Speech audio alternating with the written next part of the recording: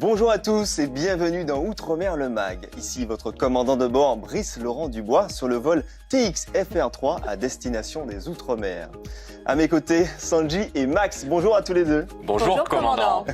Et tout au long de votre traversée, vous pourrez déguster un mets délicieux que nous a préparé notre chef. Alors, quelle escale nos papilles vont-elles faire aujourd'hui? Alors Brice, aujourd'hui, je vous emmène en voyage en Inde. On va faire une petite escale à La Réunion à travers une recette de beignets de lentilles, donc on appelle des masala vadaï, et un chutney à la mangue. J'ai choisi le bon vol aujourd'hui et vous aussi d'ailleurs.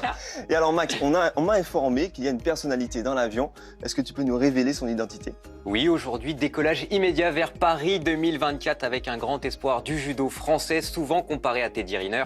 Aujourd'hui, son histoire est incroyable. Il vient nous la raconter dans Outre-mer le Mag. C'est Kenny Livez. À tout à l'heure Kenny. PNC aux portes, attachez bien vos ceintures. On part pour la Guadeloupe et c'est là que Nicolas vit passionnément pour son métier de barman en créant des cocktails originaux.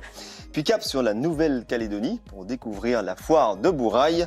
Mais tout de suite, nous partons pour la Réunion. Près de Sainte-Suzanne, le bassin Chouchou est un lieu de promenade encore peu connu, un petit bijou pour les photographes.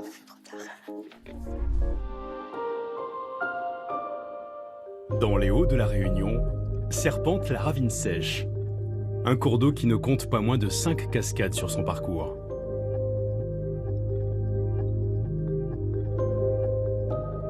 La plus secrète est le bassin Chouchou.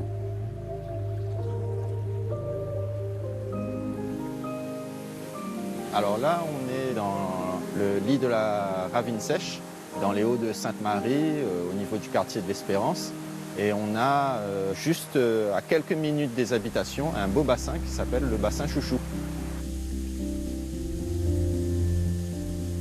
Donc le bassin Chouchou, car on va retrouver ici des treilles de chouchou. Le mur est recouvert de lianes de chouchou, qui est, on le sait bien, le légume emblématique du siècle de Salazie. Depuis plus de 10 ans, le couple parcourt l'île, un appareil photo à la main pour faire découvrir les trésors de la Réunion.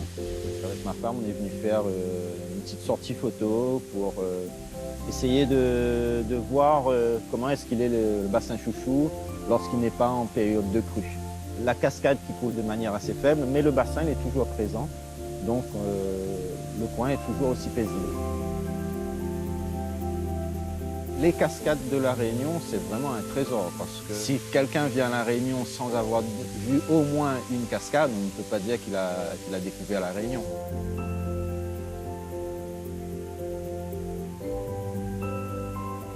Depuis que je suis Franck dans ses balades photographiques, ça m'a permis de découvrir beaucoup d'endroits, aussi bien lui que moi d'ailleurs, parce que souvent on découvre des endroits qu'on ne connaît pas forcément.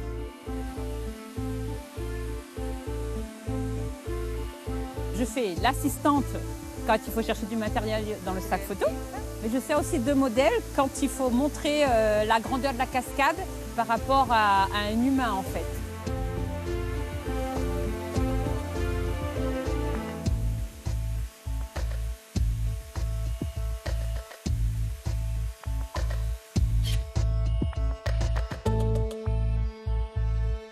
Alors, ce qui fait une bonne photo, c'est avant tout la lumière. Quand on parle de photo, on parle bien sûr de lumière.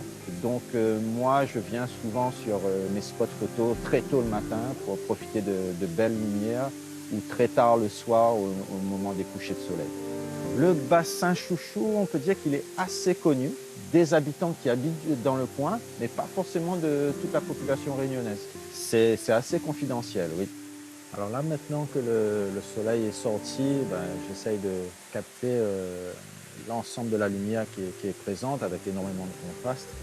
Mais surtout, c'est ce que j'essaye de retranscrire, c'est la fraîcheur qui se dégage de l'endroit.